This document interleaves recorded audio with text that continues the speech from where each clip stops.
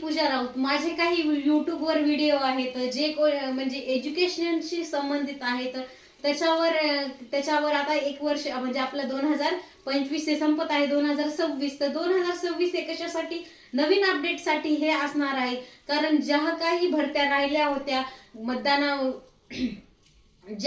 जी काही भरत्या राहिल्या होत्या इलेक्शन असल्यामुळं, आचारसंहिता लागल्यामुळं, त्या काय भरत्या ह्या होणारच आहे. कारण वर्ष संपलं मात्र ह्या गोष्टी संपत नाहीत. कारण ह्या ज्या काही गरजा आहेत आपल्या नोकरीसाठी, आपण जो नेहमी अभ्यास करतो त्या अभ्यासासाठी आपल्याला काय एक गव्हर्नमेंट जॉब असणं हे प्रत्येकाचं एक ध्येय असतं. मात्र 2025 संपला, आपण काय म्हणलो 2025 मध्ये ही भरती होणार होती, ती भरती होणार होती, आता झाली नाहीये ती.